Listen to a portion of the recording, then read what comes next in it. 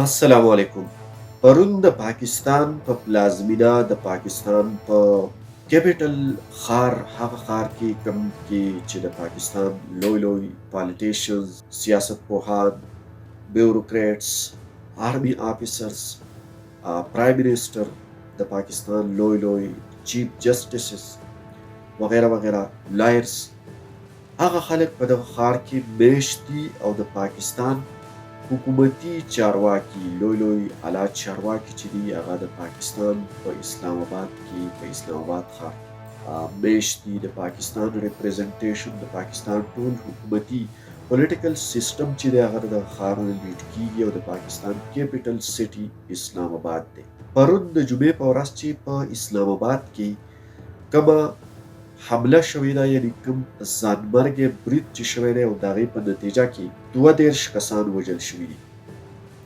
ورسره زه تاسو ته ووایم چې خواوشا 1.5 کسان په دغه برید کې، په دغه ځان وژنه کې ټپیان شوي دي. دا وخت د اسلام آباد خواوشا چې څومره هسپتالونه دي، څومره روغتونونه دي، په هغې کې یو ایمرجنسي سیچویشن چې کوم دی هغه بیلډ اپ شوی دی او دغه زخمیان چې کوم دي په دغه ټولو هسپتالونو کې دا وخت د هغې درملنه روانه ده. د پاکستان اعلی چارواکي، په خاصه توګه د پاکستان ډیفنس منسټر، د پاکستان د دفاعي چارو وزیر خواجه آصف، اوس یو بیان راغلی دی او هغه دا وایي چې دا حمله چې کومه ده دا هندوستان او افغانستان کړې ده.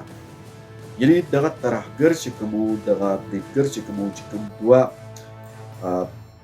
بریدګر وو او دغه ځای ته د شیعهګانو چې کوم مسجد و هغه ځای ته داخل شو. د پولیس د انویسټیګیشنز او د هغې د تحقیقاتو تر مخه دا ویل کېږي چې څه موده وړاندې دې ته په افغانستان کې باقاعده تربیت او ټریننګ ورکړی شوی او د دې د افغان طالبانو سره یو خاص کنیکشن و. د پاکستان حکومت د دې حملې بنیادي ذمهوار چې کوم دي نو هغه هندوستان او افغانستان، په خاصه توګه افغان طالبان ګرځولي دي او ډیفنس منسټر خواجه آصف دا ویلي دي چې موږ به د دې کلک او مضبوط جواب هم ورکوو. اوس وړاندې ګورو چې یاره د پاکستان له اړخه په افغانستان باندې هغه شانته دوباره هغه شان بریدونه کیږي. پاکستان اراده سره خو موجوده ریپورټس او اپډیټس دا دي. رابه شو اوس د پاکستان سیکیورټي سیچویشن ته، یا د پاکستان چې کومه سیکیورټي ادارې دي چې لږ په هغې باندې زه ستاسو سره خپل نظر شریک کړم. ګورئ، اسلام آباد د پاکستان یو کیپټل سټي ده. د پاکستان هغه ښار دی چې دا ډېر سیکیور ښار دی، خو د اسلام آباد ښار ته چې یو بریدګر، یو ترهګر وردننوځي او هلته کې داسې حمله، داسې برید، داسې چاودنه کوي چې د هغې په نتیجه کې 32 کسان ژوند له لاسه ورکوي او خواوشا 1.5 یعنې سلګونه خلک چې کوم دی په هغې کې ټپیان کېږي، زخمیان کېږي پکې.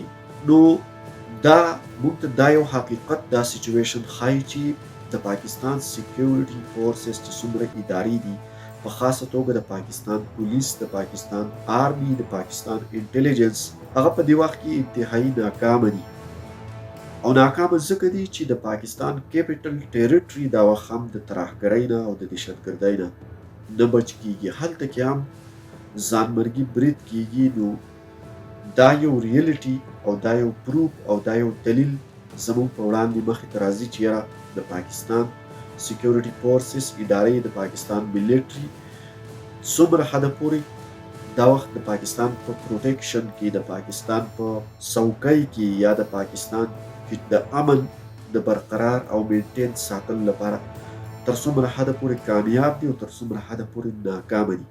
لہذا د پاکستان حکومتي چارواکي هم یو طرف ته، پاکستان حکومت هم د دې ذمهوار دی چې داسې څه وجوهات دي، څه ریزنز دي چې په پاکستان کې ترهګري نه ختمېږي او وخت تر وخته د ترهګرۍ چې کوم حالات دي، کوم سیچویشن دي، په هغې کې وخت تر وخته اضافه کېږي.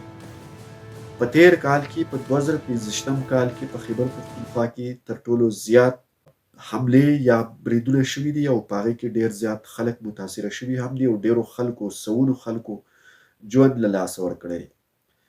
خو اوس د پاکستان په سر ښار کیپټل سټي اسلام آباد کې داسې حمله کېدل. د دې مطلب دا دی چې دا وخت د پاکستان یوه صوبه د پاکستان یو ښار هم سکیور نه دی.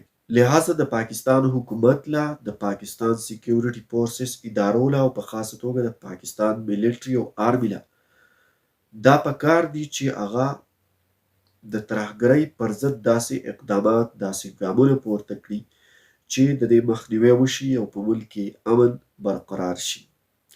به هر حال دا ریپورټس او معلومات ما ستاسو سره شریک کړل. تاسو راسره خپل نظر خامخا شریک کړئ. د دې ویډیو په حوالې سره ستاسو احساسات، ستاسو تاثرات تاسو کولی شئ چې په کامنټ سیکشن کې زموږ سره خپل نظر شریک کړئ. موږ به د هغې ځواب او ریپلای تاسو ته درکوو. او کایندلی دا چینل هم سبسکرایب کړئ. زموږ سره د نورو ویډیوګانو کتلو لپاره ملګري شئ. Thank you very much.